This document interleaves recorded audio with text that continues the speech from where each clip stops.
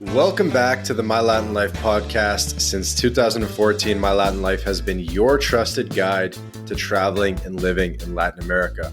Our guest today is Jean Hansen from Ipê City. Ipê City is Brazil's first pop-up village. It's basically like a network state, special economic zone type of vibe, co-living, governance, innovation in Brazil, in Florianópolis. And I'm really excited to learn all about this project. So we have Jean here with us. I don't know how you pronounce it exactly in Portuguese, Brazilian Portuguese. You'll have to let us Yeah, know. you nailed actually. Usually, people say Jin, people from other places. So you nailed. It's Jean. Jean. Jean. Yeah. Okay, I just went with the French way. I was thinking maybe in Brazilian Portuguese they'd be like Jean, or I don't even know. It's exactly that. It's Jean. Jean. Jean. Yeah. And you're Brazilian. I'm And Brazilian. let's get right to it. I want to hear just like Ipê City, what it is, how it came to be, where it's at right now. Give us the good stuff. Yeah, definitely. So we are organizing this pop-up city. It's a pop-up village. It's a 1 month pop-up village to bring innovations in. It's an experiment in governance. So we want to experiment crypto solutions, tech solutions to solve problems more to our reality. So I've been in crypto since 2015, and I love this industry. But sometimes this technology is applied to problems that are not our problems. So we have like lack of infrastructure in some places, lack of good education and health, and high bureaucracy and so on. So we are bringing these talents, 150 global talents, to spend 1 month here in Florianópolis in Brazil to prototype the city of the future and its governance systems and the services, the public services, in four main areas. So education, health, governance, and finance.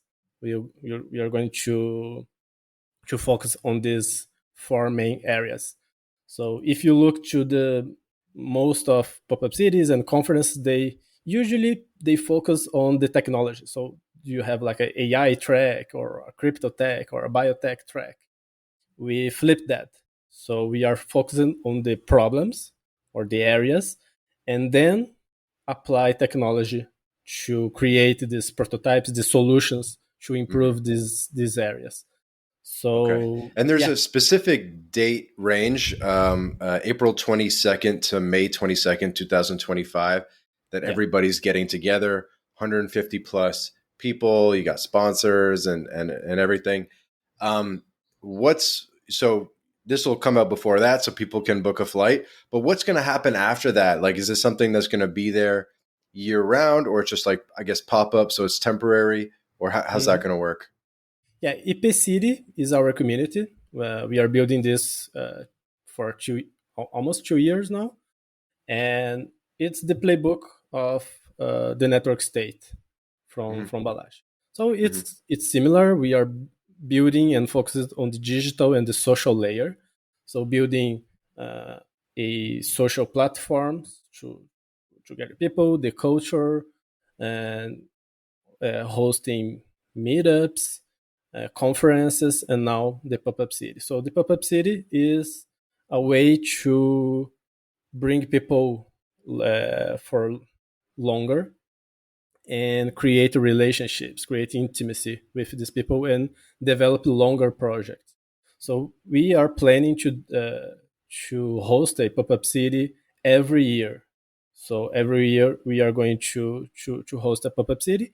Uh, the venue we are figuring out yet, but Florianopolis is I was going to ask. amazing. So 150 people. Are people getting their own Airbnb, or what are we doing for accommodation here? Yeah, we have two profiles of participants. mostly. One is Ipê architects that are the builders. So builders that will spend at least 3 weeks there. So they are bringing ideas, bringing projects, and they will prototype and present these ideas to the community uh, over the weeks. And there's everyone else that we call explorers or visitors that just want to learn, connect, do networking, and so on. So for the IP architects, we have partnerships with housing, so we will help these people to find a place to stay. And for everyone else is you can book a Okay. hotel or And Airbnb is and there so like on. a conference center somewhere on because it's a huge island, Florianópolis. For people that don't know, it's like Yeah, hours drive, multiple yeah, hours drive from one end to the other.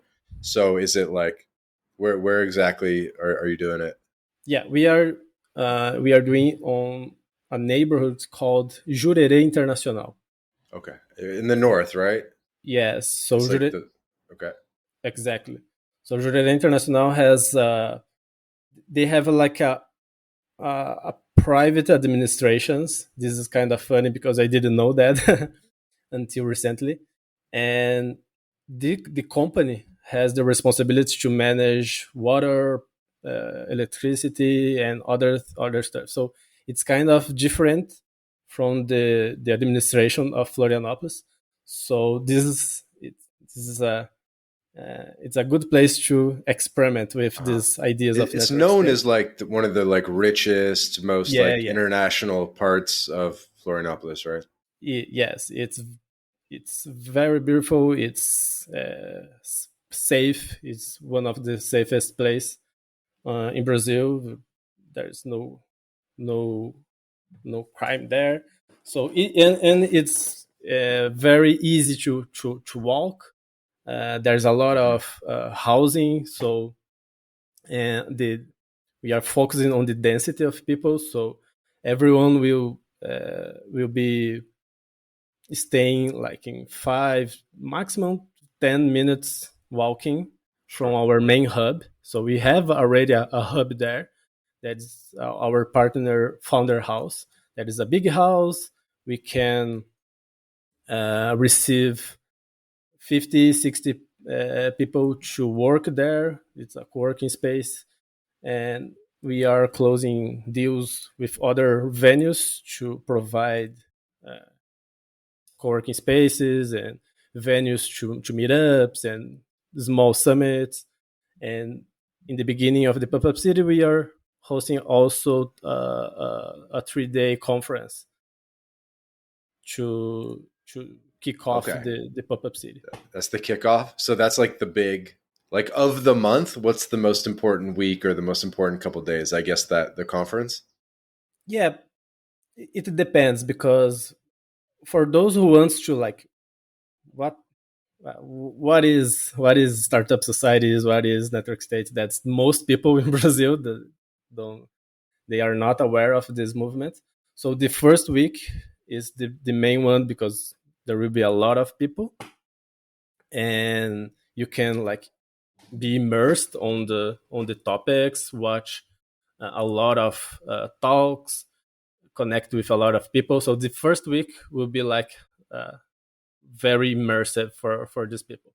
But if you want to build something, the next weeks will be better because like we you will be connected with very talented people. We already have like more than 30 applications approved. So and it's like insane people that are coming. So if you want to connect and really live like an experimental city that are thinking the future, building digital native institutions, digital native solutions to manage the city, to do governance. I think it will be better like stay 2 3 weeks during this period of Hmm. co-creation. Okay, cool. And do you live full time in Florianopolis or Where do you No, live no, normally? not yet, but I almost moving Not a bad there. spot. So I live in Curitiba. It's Curitiba, pretty close. Yeah. 300 kilometers is it's close. Yeah, Okay, cool. Is that where you're from, Paraná? yeah. Okay, nice, nice. It's yeah, it's a capital, but it's not a huge city. I love here. I try to start this movement here, but the culture here is quite different. So Florianópolis is the biggest tech hub in Brazil. It's the biggest Web3 hub Mm, in Brazil, uh, and this tech movement there, they have this techno optimist vibe. It's already the best place in Brazil to create this movement, to accelerate mm. this movement. So we choose there, and it was the best decision. Okay, and tell us about the name. So Ipê City. For people that don't know, what's an Ipê? Yeah, Ipê it's a tree. It's a Brazilian tree, and we like network states, startup societies. They are internet native institutions, so they are not tied to a geography. But as we began here in Brazil, we want to bring this Brazilian element. So the IPE, IPE actually, it's the tree that it's tied to the land and so on. Uh-huh. It's very But famous for the quality of the wood, right? yes, and there's this yellow flower that is the color of Brazil, and also IP is Internet Protocol. So that is a that is a good reference to what we are building. Our address is on the internet, so we are not tied to to the land. So although we have elements on the land, of course, Uh-huh. so this like it's a play on words, like IP with the flower and the tree, and IP Internet Protocol. I think it's a good, and usually it's easy to anyone talk Hmm. say the word IP. So I'm gonna get controversial, but I thought the Ipe tree was Paraguayan originally. We gotta. Oh, I don't think I asked ChatGPT, but it Uh-huh. was a was an old version. Okay, so ChatGPT says it's Paraguayan, but it's wrong. We can check. Indigenous from Central America to northern Argentina, Paraguay, Brazil, and Chile. Blah blah blah. Yeah, Interesting. But I think it it's was all cool. these regions. Is I think it's like for boats where like they say like boats made with Ipe wood are like it's like the best wood. Like it doesn't disintegrate. Like it lasts like a really long time. Something like that. Yeah, actually, I don't know that. I I I should research about this, about the woods specifically. But I've uh, seen this. I've seen this. It'd be like 100% Ipe wood, and it's like ooh. yeah, we could explore that for the brand. Some in some way. I will add the. I will send to the marketing team. Like, let's explore that. Yeah, yeah. Get like a boat logo or something. Okay, cool, cool. Um, who are you able to reveal some of the people that are confirmed guests?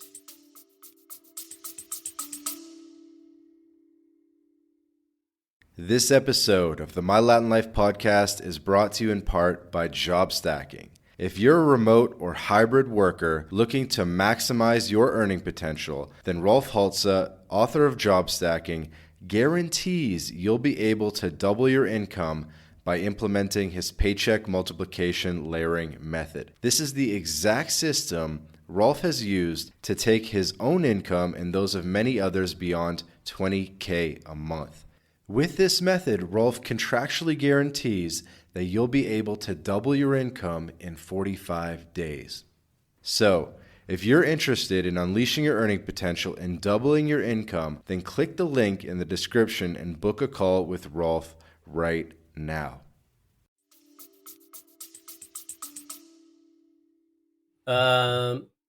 We have Sebastian Brunemeyer. It's the he lives in Prospera. That is the charter city in Honduras. Yep. He's like a biotech guy, like insanely smart guy. We have,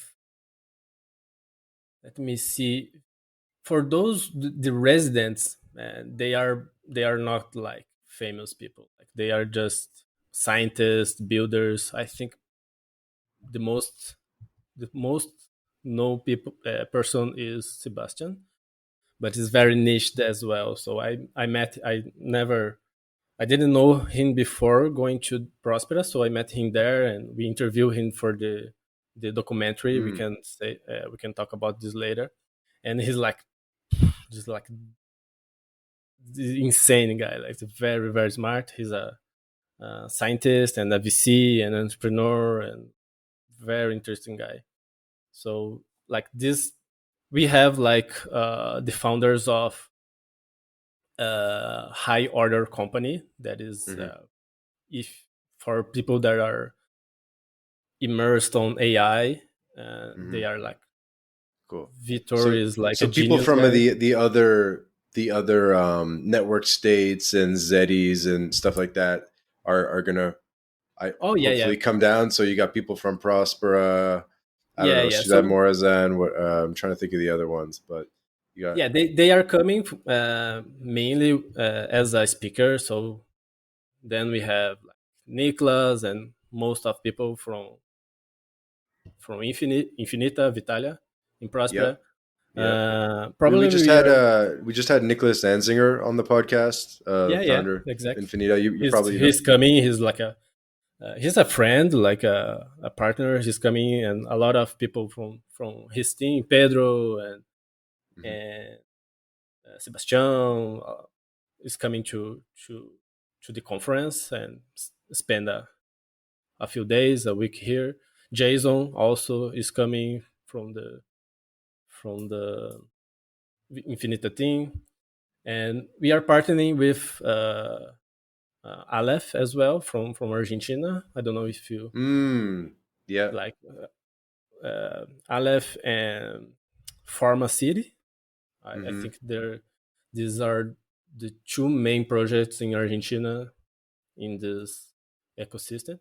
So we in the documentary project we partner with Solana, so we are very close with this special economic Solana special economic zone Nice. project. So we are trying to bring the Nice. leaders of this project as Are well. you familiar with friends of the podcast SETI?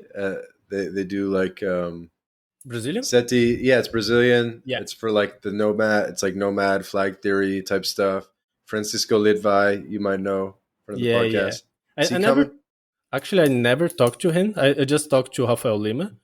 Mm-hmm. I'm not sure if he's in the project yet, but yeah, You I'm got to get familiar those with him. guys. Oh, you got to get Raphael. That'd be good. Okay. Yeah, Rafael was a partner on the distributions and so on. He's like a hardcore libertarian. He's like a very funny guy. That's awesome. Two quick side notes. So Ipê tree, I just looked it up. The Ipê tree is famous among woodworkers and builders. Ipê wood is one of the hardest and most durable woods in the world, often used for decking, furniture, and flooring due to its resistance to rot, insects, and weather. Amazing. There you That's go. And then exactly why we branded after Ipê. resistance. And That's then the because we other are a community that is resilient. resilient. There you go. Durable. And the other side note is I'm actually recording this outside. I'm on an Airbnb balcony, like overlooking the ocean. So if you guys hear like birds chirping and stuff, it's because I'm literally outside. So we'll hear how this sounds in post production. But um, this is what I Where, had to. where you are at now? I am at the moment. I'm in Canary Islands. I'm in Tenerife. So Canarium? Islas Canarias. Oh, nice, cool. Uh-huh. And yeah, they do Carnival out here. They say that the Carnival in Tenerife is the second biggest in the world after Rio de Janeiro. They expect like 400,000 people, something like that. So Wow. here for Carnival, basically. This episode will probably come out a little bit after Carnival, but yeah. So I'm on the balcony looking over the ocean. So hopefully it doesn't sound too bad in post production. No, for me it's fine. Okay, good. Do they have where would you go to Carnival? Would you go to Rio? Or would you go to? Do they have one in Florianópolis or Curitiba? Oh, yeah. Now Curitiba, we don't actually. We have like a pre-carnival because Uh-huh. Curitiba is very close to the beach. So during carnival, the city is like literally empty. Like, there's no single one here.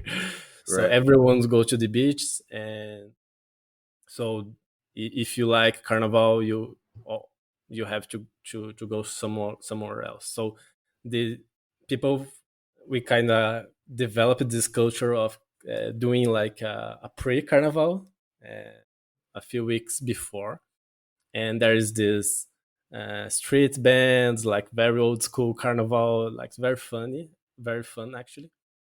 And and then carnival we have like mm, in the northeast, like Bahia, Salvador is like huge carnival.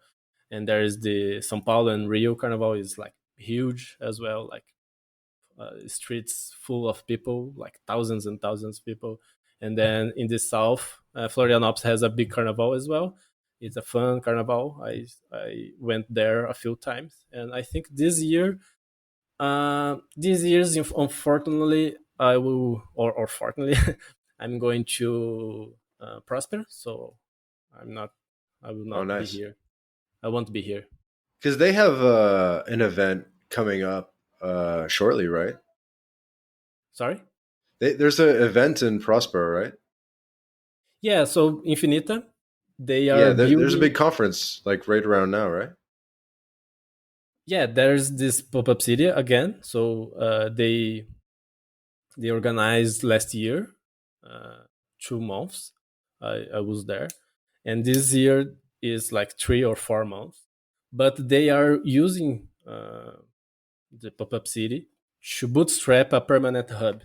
Uh, it's a biotech accelerator hub.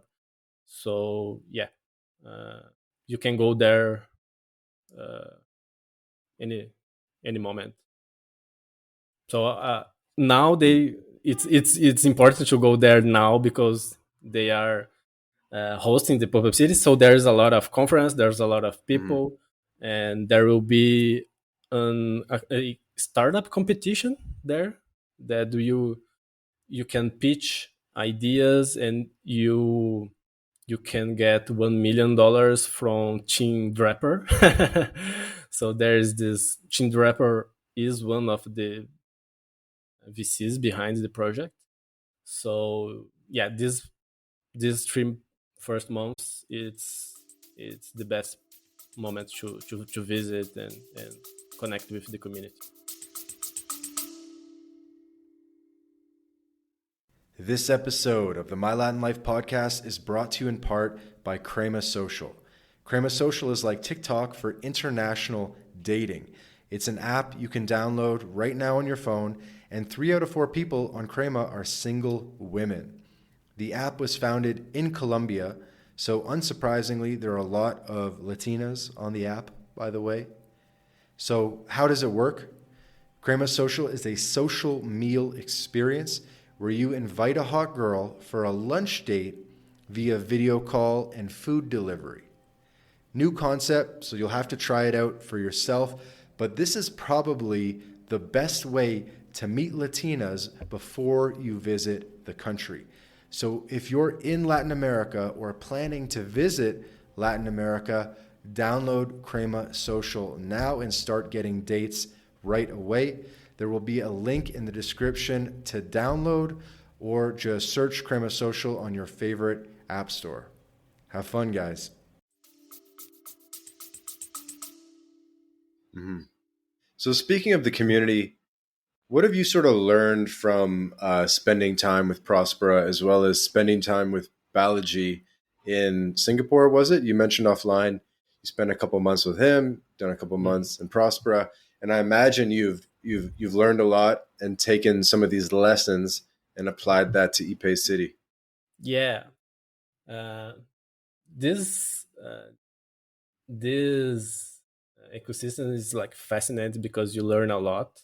I'm still have a lot to learn every time that I connect with someone like Niklas or Balaj, these leaders. Like, oh my god, I have so many things to learn.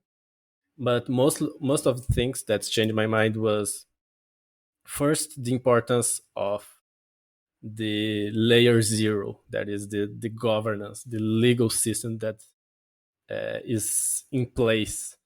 So this is not new. When we look to China, they figure out this decades later, uh,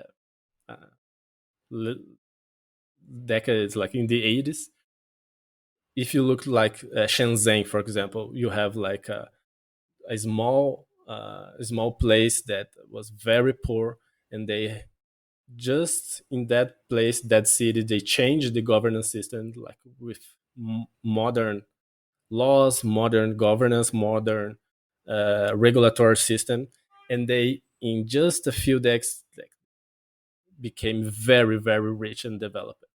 So when you have like a, a platform, a governance platform that is optimized for freedom, for uh, legal stability, and for trade and justice and so on, you can solve the problem of poverty very very fast, like in 2 generations.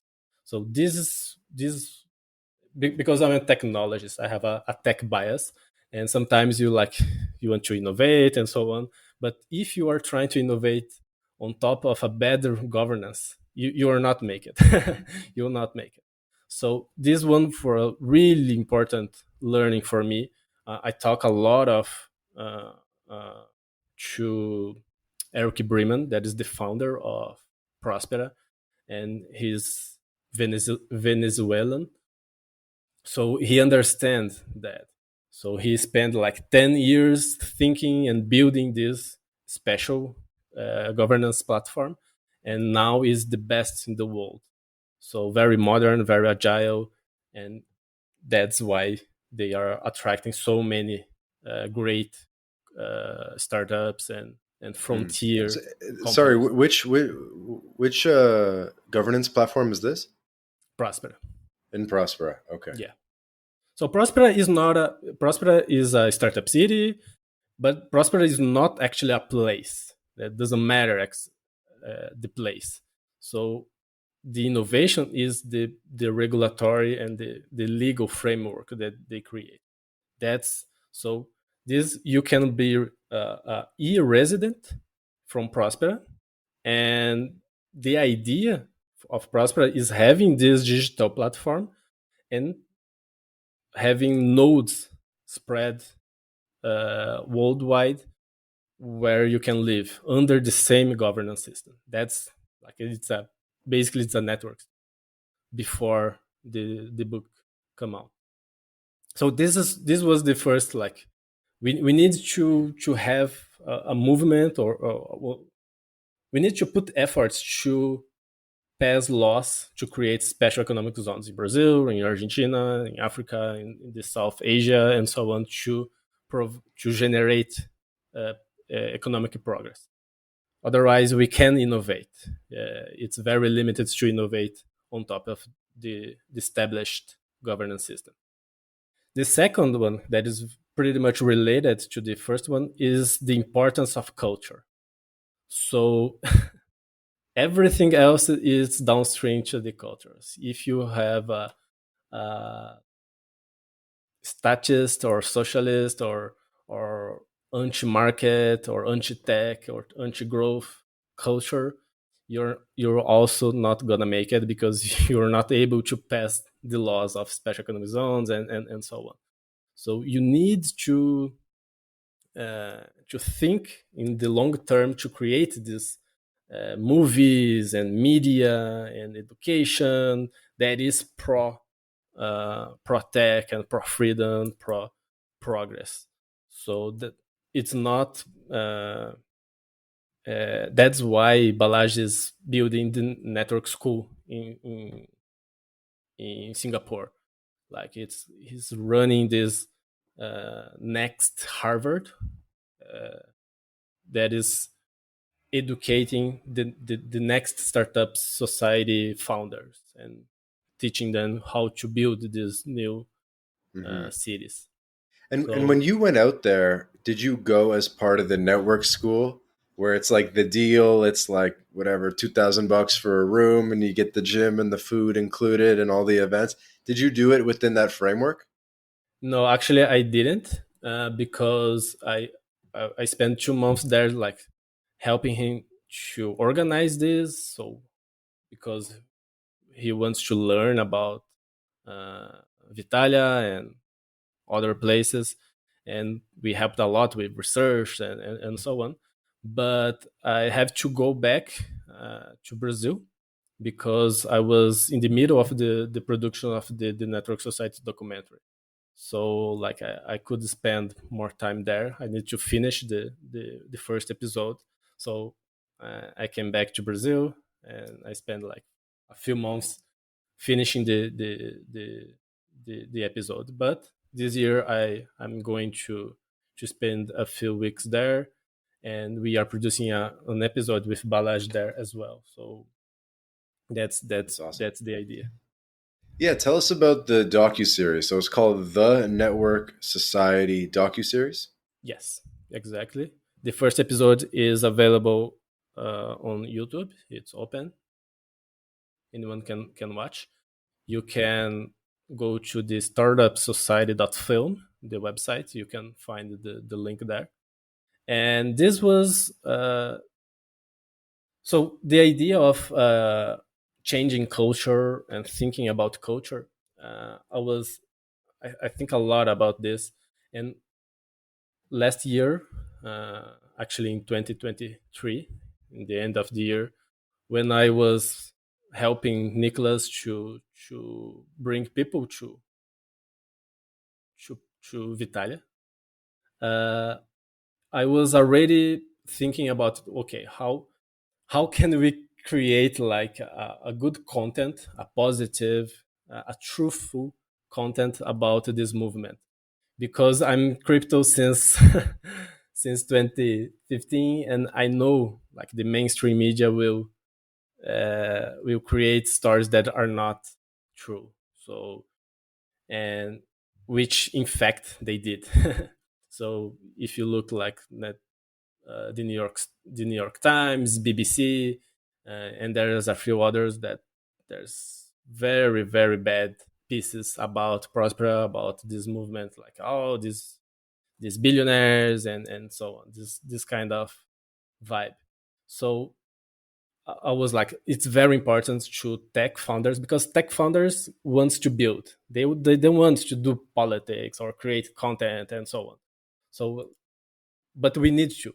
So when I went there, I proposed this idea like, let's create a story, a narrative from the community, telling who are these people, what's their goal, their background, the innovations, the problems that they are solving.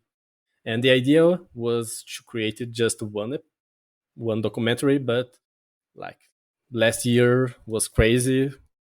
Several projects starts to arise, and then I transformed this in a series.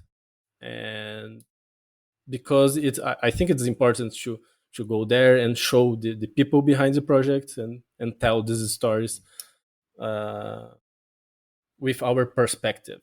So at least people that are researching can read like a New York Times piece, but also watch the documentary. And I'm a Brazilian. I have like a, a, a perspective from someone who are not rich in in his childhood. Like I have problems with my mother and my father, so I try to create this perspective how these digital technologies are solving these problems and how these technologies help me to evolve. Otherwise I would be stuck on my old city, and I was not able to like learn or find international jobs and so on. So digital technologies are like very important to like bring social and economic development. So that's the importance of the documentary. So the first episode was about Prospera per se, so explaining exactly what is Prospera, what's the innovation. Prospera is not a it's the result of a Honduran law, that is the ZEDE law. They created this law that if you have an idea of a governance platform, you can propose to the government.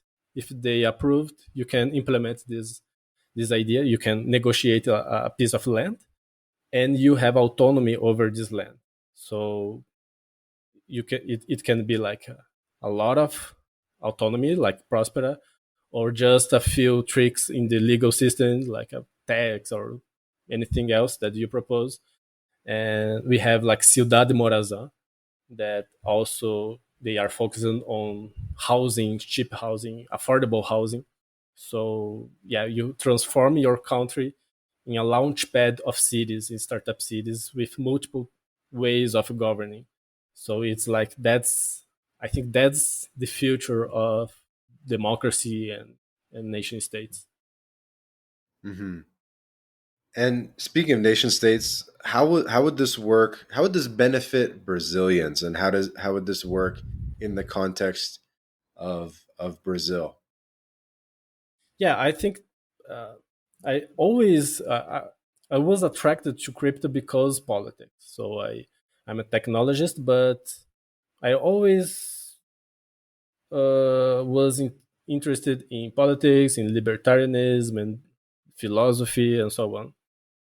But there was no way to when you understand the system, like you understand very fast that you are not it's very difficult to change the rules from within.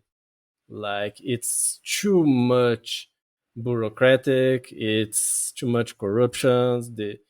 Uh, the system is not made to change. Like you have like a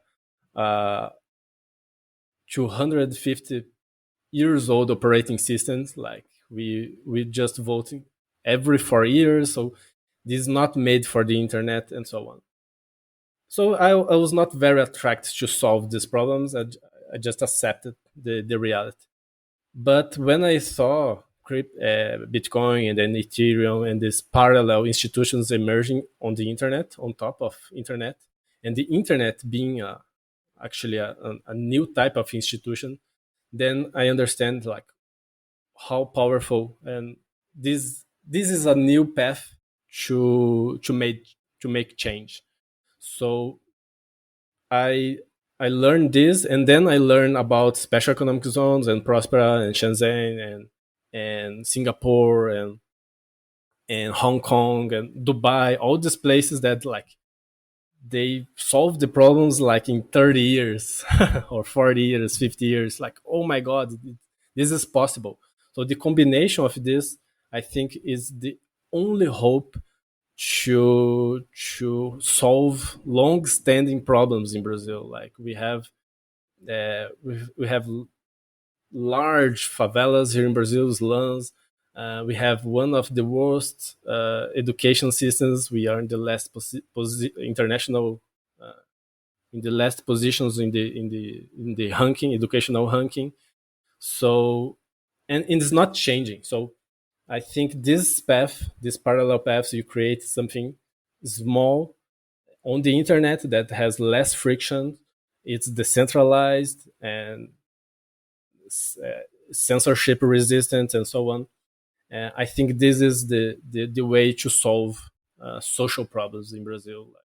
So AI now is it's a big piece of it. So you can literally right now uh, send or bring people to these technologies like a AI tutor, for example, and is like 10x or 100x better than the current educational system. So most people in Brazil, that even the poorest person, they have smartphone and they have internet access. So if we can create like a bridge between these communities to these technologies, we can like speed run the solution. And our community, IP, and a lot of other movements in Brazil can create like a big community, a big social layer that can uh, have leverage to accelerate the creation of special economic zone as well. So the combination of these two are I think is the hope Mm-hmm. for Latin American places. It's emerging countries in general. So yeah, I'm very optimistic about this approach. Yeah, I remember we had a while back. We had Thibaut from um, Adrianopolis group on the Adrianopolis group on the podcast, and I couldn't believe how many free trade zones and special economic zones there are in the world, Yeah, and even in Latin America. Like there's thousands of these zones that are officially sanctioned by government, and there's way more in Latin America than you can imagine. Like there's a bunch in Colombia that like no one's heard of and things like that. How are there any in Brazil? And if so, how many? yeah. These usually are uh, commercial zones. Like they have like uh, some Yeah, trade. So we have like in Brazil the famous one is Zona Franca de Manaus. So it's in a Manaus. yeah, Mm. but to to to generate change, we need these zones that can change the regulatory framework or some specific law. So it's more like it's not a trade zone; it's more like a sandbox. So we need, for example, in Taiwan, Uh-huh. they have like a city, a small city that is a sandbox to create autonomous vehicles, boats, cars, drones. So it's a place when you go there, you can incorporate your company there. The laws there are special. You have more freedom to experiment with the solutions, and and it's physical. You can go there and you can see the cars running around and so on, and they crash or whatever.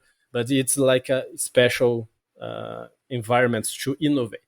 So that's what we need here. We need uh, these special zones where we can create better laws to attract investments, to attract innovations, and so on, and not only trades.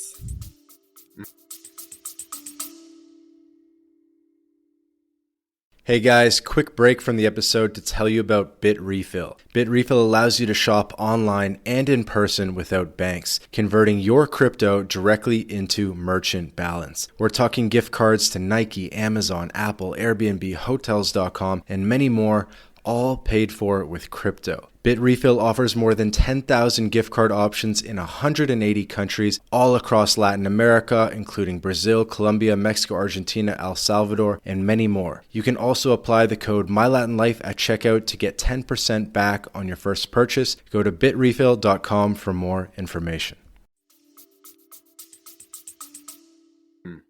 And so what are the building blocks or the moving pieces of that? Like I guess you need to make it faster to incorporate.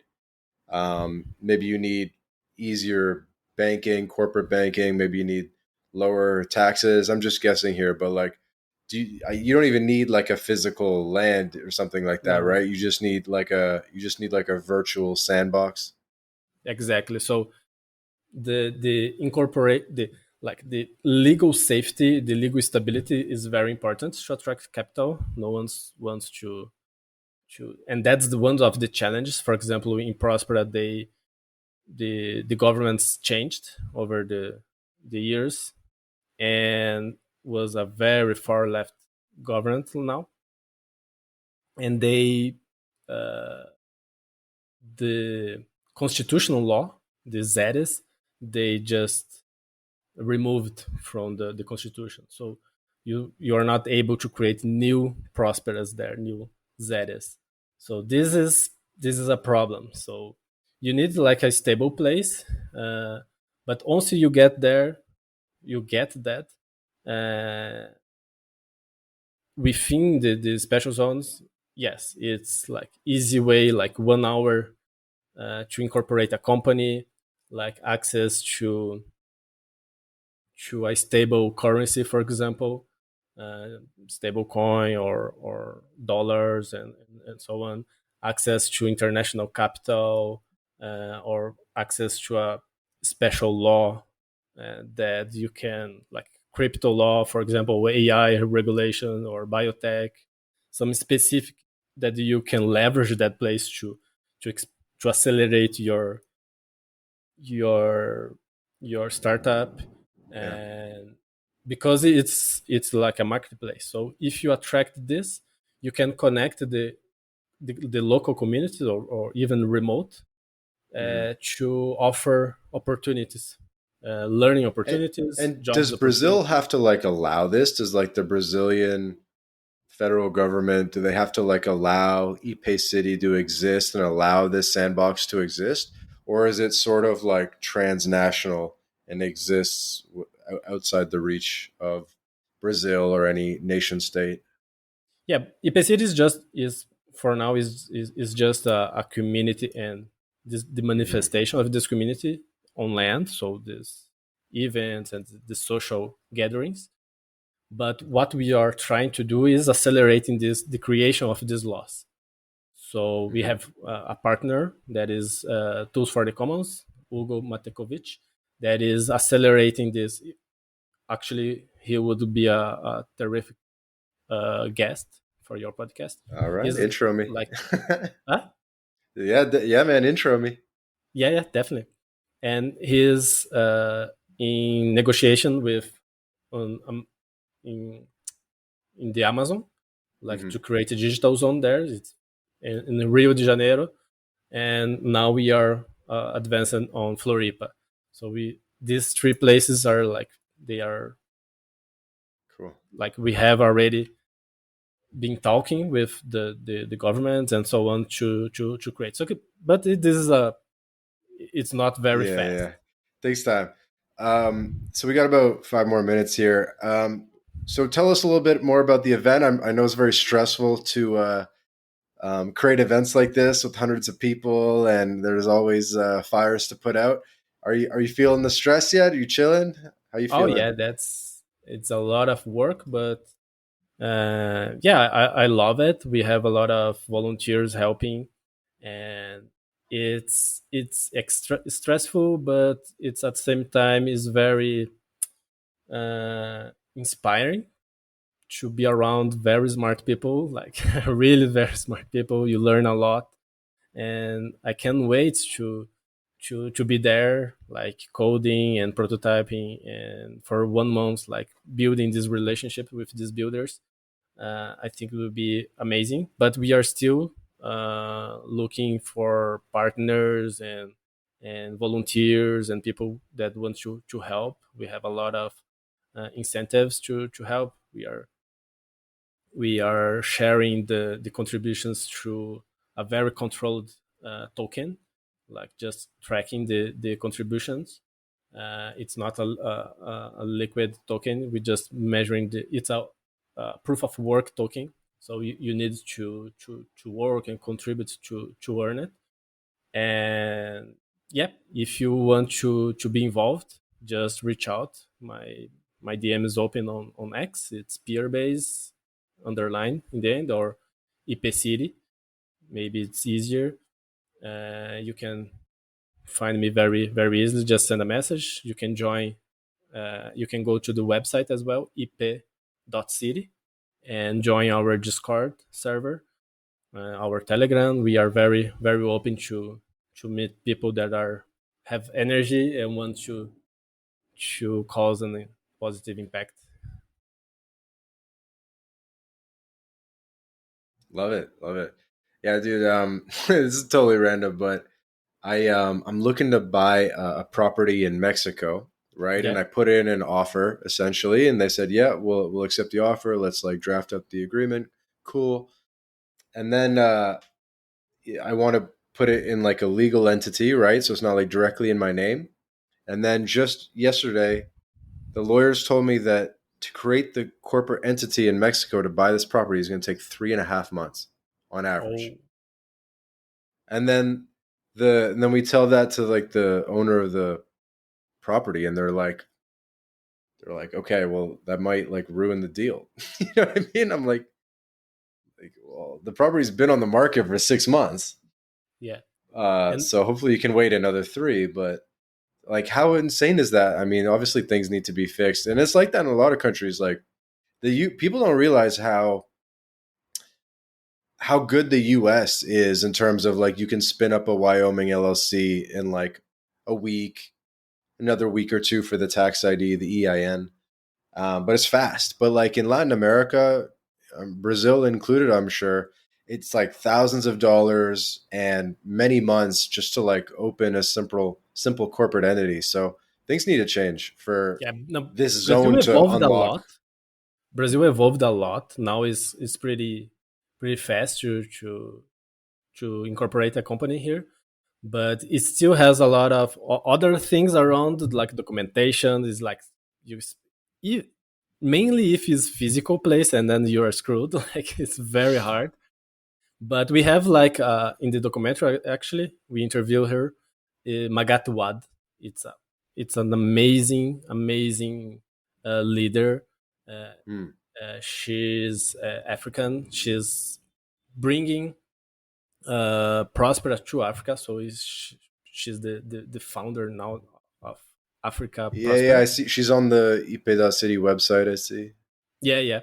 So one thing that she always says is, in Africa, most places of Africa, you take like 4 to 5 months to incorporate a company. So people usually say, "Oh, Africa is poor because of racism and colonialism," and so that's not. This influence, this has like this this have importance, historical importance, but in fact, what prevents Africa to get rich, it's a bad governance. If you change the laws, Africa will be rich. So he says she has a lot of talks around this topic, and it's very inspiring actually. So yeah, I totally agree with you. Like we need to like we have rockets landing, we have almost AGI, we have like why we can start a company in one click of button. Like why is so hard? And these companies generate wealth, generate progress. So it's like it's totally correlated. So the easier to create a company, the faster is to we solve the poverty problems and so on. For sure.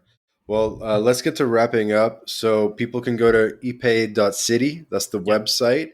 Where else can people find you, buy tickets to the event, get in touch? yeah.